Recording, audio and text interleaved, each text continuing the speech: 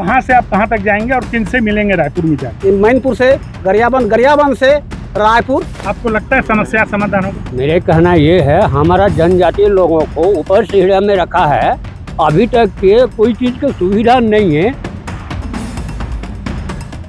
सरकार तो बोलती है कि अंतिम गांव के अंतिम पंक्ति में बैठे लोगों का विकास, और यही हमारे विशेष पिछड़ी जनजाति है। धरातल पे योजना अगर लागू होती या वहाँ पे काम होता लोगों का और ये गाँव का विकास होता, तो इन लोगों को, जो विशेष पिछड़ी जाति के लोग हैं, इनको सड़क में आने की आवश्यकता क्यों पड़ती? सर्व आदिवासी कमार समाज इन दिनों फिर अपने आंदोलन की राह पर हैं और इस बार ये वे बड़े आंदोलन करने के मूड में हैं।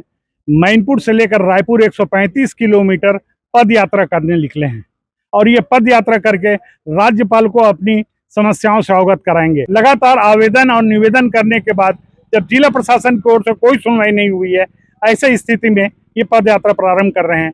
सर्व आदिवासी समाज, सर्व कमार समाज के मुखिया बंसी सोरी से हम बात करते हैं, क्या है उनकी समस्या।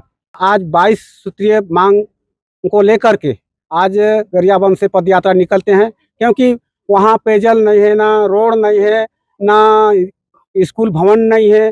इस हिसाब से हम जा रहे हैं। लेकिन पीएम जनमन में तो प्रधानमंत्री जी ने घोषणा किया है कि विशेष पिछड़े जनजाति को राहत मिलेगा, लोगों को सारी सुविधाएं उपलब्ध होगी, तो क्यों नहीं हो पा रहा? क्यों आपके मन से कारण क्या देखते हैं आप?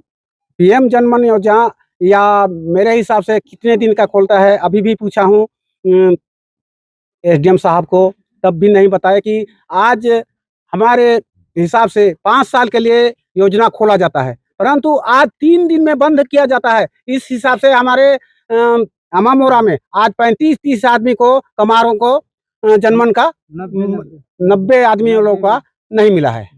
इसी हिसाब से हम पद यात्रा के लिए पूरे मतलब जिला के लिए ही है। कहाँ से आप कहाँ तक जाएंगे और किन से मिलेंगे रायपुर में जाकर? हम मैनपुर से गरियाबंद से रायपुर और राज्य भवन पे जाएंगे। आपको लगता है वहां जाने से समस्याओं का समाधान हो जाएगा? अब होगा या नहीं होगा हम उसको तो नहीं जानते सर, पर हम वहां निवेदन करने जा रहे हैं। एक अंतिम सवाल है जी, आप देश के प्रधानमंत्री जिन्होंने पीएम योजना लागू की है जनमन, उनसे क्या कहना चाहेंगे आप? उनसे वही मांग करेंगे कि पीएम जनमन जो खोला गया है वो पुनः लागू किया जाए। अब हमारे ग्राम बैराडीह में कई सालों से ऐसे काबिज किए हैं, पट्टा मांग के लिए यहाँ कलेक्टर यहाँ कई बार दे चुके हैं जंगल जमीन के लिए, लेकिन सुने ही नहीं हुआ है। उसी कारण से हम भी इसलिए हम वहाँ जा रहे हैं। सर आपका क्या कहना है? जी, मेरे कहना ये है, हमारा जनजातीय लोगों को ऊपर सीढ़िया में रखा है, अभी तक के कोई चीज की सुविधा नहीं है, तो हम लोग मरेंगे कि जिएंगे, इसलिए हम लोग जो है ये रैली कर रहे हैं, पद यात्रा जा रहे हैं राज्यपाल के पास। आपको लगता है समस्या समाधान होगा? जी, उधर हो चाहे मत हो, हमारा कर्तव्य है हमारे जाने का। हम आदिवासी समाज के मुखिया जी से बात करते हैं, जो जिला पंचायत सदस्य भी हैं, दो हमारे पास, उनसे भी हम बात करते हैं। आप क्या कहना चाहेंगे इस वक्त? ये सरकार की जो योजना है जिसमें पीवीजीटी विशेष पिछड़ी जनजाति कमार और भुंजिया का, सरकार तो बोलती है कि अंतिम गांव के अंतिम पंक्ति में बैठे लोगों का विकास, और यही हमारे विशेष पिछड़ी जनजाति है जो अंतिम गांव के जंगल पहाड़ में बैठे हैं।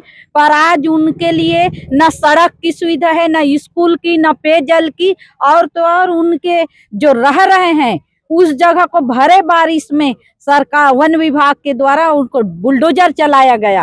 तो ये बहुत बड़ी समस्या है, और इन समस्या को लेकर के सरकार के कान को जगाने, सरकार को चेताने लोग बाग, हमारे विशेष पिछड़ी जनजाति, हमारे तमाम आदिवासी समाज निकल रहे हैं मैनपुर से पद यात्रा के लिए। एक दूसरी बात, हमारे जिला पंचायत सदस्य संजय नेताम भी हैं।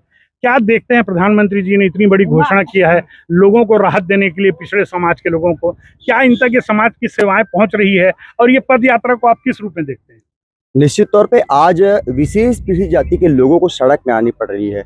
ये कहीं न कहीं शासन प्रशासन के मुंह में तमाचा है। एक तरफ कहती है कि हम अंतिम गांव के अंतिम व्यक्ति तक विकास कर रहे हैं, और उसके लिए विशेष तौर पे हम लोग प्रधानमंत्री जनधन योजना लागू किए हैं। आप देख सकते हैं अगर धरातल पे योजना अगर लागू होती या वहाँ पे काम होता लोगों का और ये गाँव का विकास होता तो इन लोगों को जो विशेष पिछड़ी जाति के लोग हैं इनको सड़क में आने की आवश्यकता क्यों पड़ती। निश्चित तौर पे ये गंभीर विषय है और समय रहते शासन प्रशासन संज्ञान लेना होगा ताकि जो लोग सड़कों में आकर के जो धरना प्रदर्शन कर रहे हैं, विरोध कर रहे हैं, आज देख रहे हैं आज मैनपुर से लेकर के रायपुर तक मतलब पदयात्रा करनी पड़ रही है, तो ये तो कहीं ना कहीं देखा जाए तो इनके साथ में अन्याय हो रहा है, इसीलिए वो निकल चले पड़े हैं। आप देखेंगे विशेष जाति में आदरणीय पत्रकार महोदय कि हाथी जो लगातार वहां पे लोगों को परेशान करके रखा है, घरों को तोड़ रहे हैं, लोगों को जनहानि कर रहे हैं वहां पे, उसके बाद भी ध्यान नहीं दे रही है, तो कहीं ना कहीं लोग परेशान हैं, इसलिए निकले हैं पदयात्रा के माध्यम से।